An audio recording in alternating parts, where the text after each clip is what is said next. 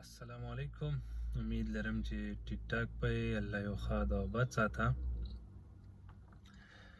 ښه جي نو څو ملګرو دې باره کې یو څو سوالات کړي وو، نو مهربانه زه به تاسو دپاره یو ویډیو جوړه کړم هغې باره کې.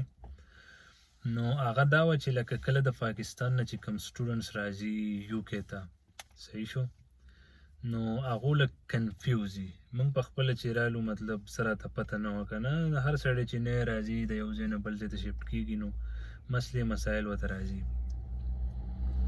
نو د ټول اول خو دا خبره چې کله تاسو ته لکه ویزه ولګېده او تاسو اډمیشن وشو، تاسو ویزه ولګېده او تاسو راتلی، او نن سبا خو د سټوډنټس دپاره یو پلس پوینټ دا دی چې کم د کورنټین دپاره به ته دا ځای 10 ډیز په یو هوټل کې پاتې کېدې او د هغې دپاره به ته ایډوانس پیمنټ کوو د پاکستان نه. نو اوس خو هغه سیسټم خو بیخي ختم شو.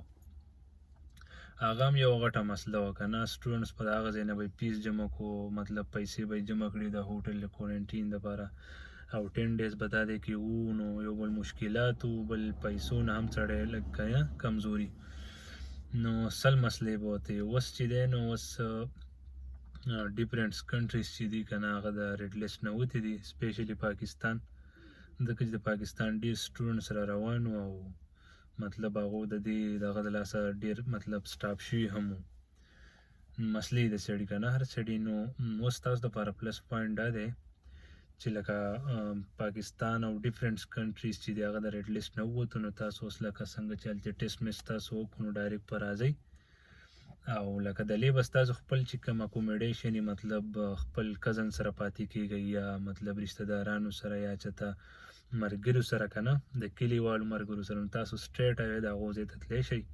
خو شرط پکې دا دی چې 10 ډیز به تاسو د هغو په ځای کې، مطلب د هغه ځای نه به تاسو وځئ راوځئ نو، مطلب لکه داسې وایلیشن به نه کوئ که نه. تاسو ته مطلب یو پری هینډ درکړی چې تاسو ځئ هلته کې مطلب 10 ډیز تیر کوي، خو لکه وځئ راوځئ داسې لرې لرې ګرځئ. دا مو چې کله ستاسو د هغې کې مطلب 10 ډیز پوره شي، چې 10 ډیز تاسو پوره شو، تاسو بیا سپیشلی زه تاسو ته یو دا وایم دا سټوډنټان چې دي هغو په دې لږه سستي کوي. نو چې کله تاسو 10 ډیز پوره شو، نو لاول چې تاسو کوم ځای کې یونیورسټي که نه، نو کوشش کوو چې خپل اکوموډیشن او خپل مطلب لکه دا 10 ډیز دا هغه ځای کې خواوشا کې تیر کړئ چې لکه تاسو ته د خپل یونیورسټي اکسیس په اسانه باندې کېږي. که نه بعضې سټوډنټس یې مطلب هغه یونیورسټي لندن کې، یا هغو دا د بریډفورډ کې پاتې کېږي، یا برمنګم کې پاتې کېږي، یا بل سټي کې، نو هغه ته ډېرې لرې که نه. نو زما تاسو ته دا ایډوایس دی چې کله تاسو رالی او مطلب خپل یونیورسټي سره خواوشا کې ځان له اکوموډیشن مطلب بندوبست کوئ، نو تاسو ته به خپل یونیورسټي اکسیز وي که نه.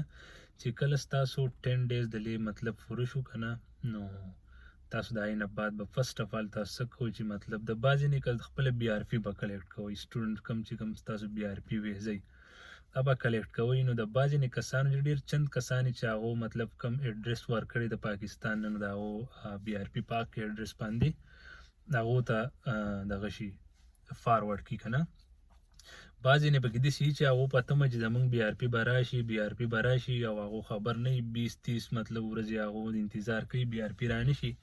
نو زه به هغو ته دا ایډوایس ورکوم چې تاسو کله هم رالی، نو لکه تاسو ویټ مه کوئ. که ستاسو کورنټین ختم شو، نو تاسو بیا سټریټ اوی خپل یونیورسټۍ ته ځئ، یا هلته کې د هغو په خوا کې یو پوسټ آفیس وي، هلته کې ځئ خپل پاسپورټ ویسئ او خپل مطلب مکمل ایډرس تاسو ته هغه ووایي، نو تاسو خپل BRP د پوسټ آفیس نه کلیکټ کولی شئ. صحیح شو. نو انتظار به د باندې نه راځي یو میاشت 2 میاشتې. بعضې سټوډنټان ما دغسې لیدلي که نه چې هغو په میاشتو انتظار کوي زموږ BRP به اوس راشي، BRP به اوس راشي، نو هغو په دې انتظار کې د هغو خپل ټایم هسې ویسټ کوي.